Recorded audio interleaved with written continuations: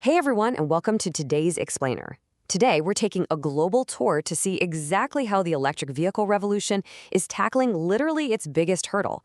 How do you charge massive commercial and passenger fleets when the traditional power grid is, well, dragging its feet?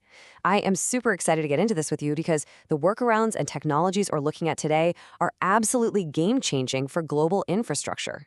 So here's our itinerary for the day. We'll hit 1, the heavy EV challenge; 2, fast charging the UK market; 3, electrifying Australian freight; 4, the mass CEC mobile charging pilot; and finally, 5, flexible charging technologies. It's a packed journey, so let's just jump right in. All right, kicking things off with Section 1, the heavy EV challenge, infrastructure bottlenecks. This right here is kind of the million-dollar question for fleet managers everywhere. How on earth do you keep a massive fleet of electric vehicles running when utility upgrades take months or, honestly, even years? You're ready to go green, the vehicles are ordered, but the local power grid simply can't handle a massive depot full of heavy-duty chargers popping up overnight. The Massachusetts Clean Energy Center breaks this down into 3 massive roadblocks. First, there's the financial risk of overbuilding. Like, what if you drop a ton of money installing permanent chargers and then your business needs change? Second, you've got severe installation delays that just completely stall your operations. And third, and this is a big one, what if you don't even own your lot? There's a huge lack of decision-making authority for fleets that just lease their spaces. They can't exactly go breaking up concrete to lay down high-voltage cables, right? Moving right along to Section 2, fast charging the UK market premium speed. Let's see how the premium passenger market is tackling the charging time problem. We're heading over to the UK to look at the newly priced Denza D9 multi-purpose vehicles. The Elegance trim starts at £75,000, and then it scales up to £85,000 for the Ultimate Edition. And get this, the Ultimate actually has 152-degree reclining, zero-gravity seats in the second row. Insane, right? But while the luxury is definitely cool, the real story for us today is how this vehicle handles the power bottleneck. Okay, prepare to have your mind blown by this number. 559 kilowatts. This is the maximum equivalent power of BYD Group's flash charging capability that's integrated right into the D9.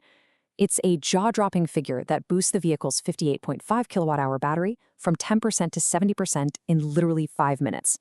You can basically charge a massive vehicle faster than you can brew a pot of coffee. That is the kind of premium speed solution that virtually eliminates downtime for passenger fleets.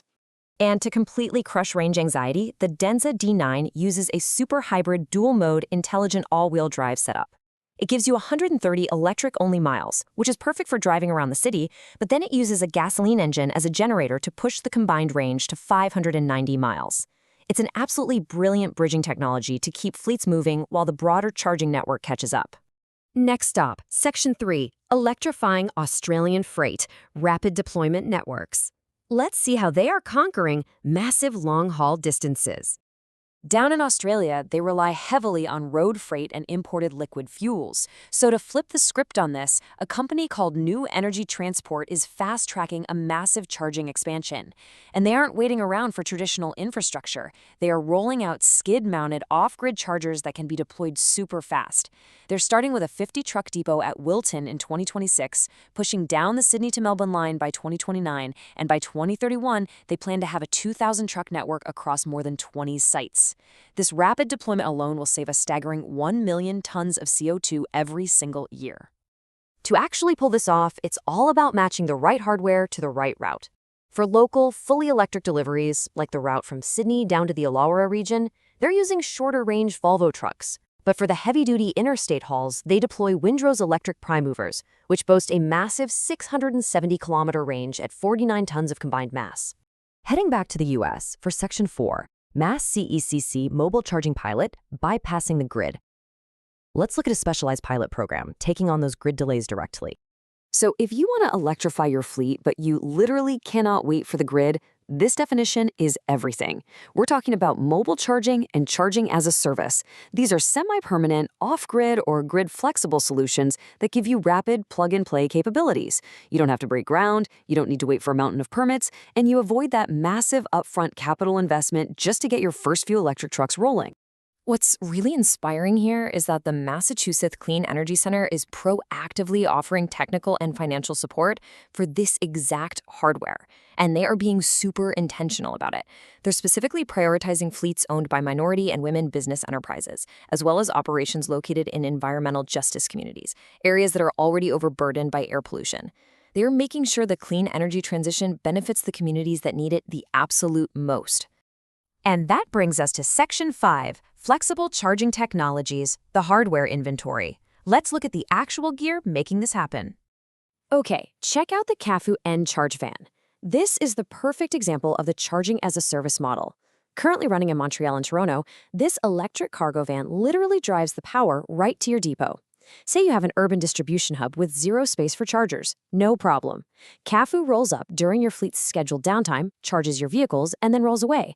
It is a completely hands-off solution for fleet managers. Next up is the Danner Mobile Power Station. I mean, this machine is incredible. It's not just a big battery, it is a drivable chassis.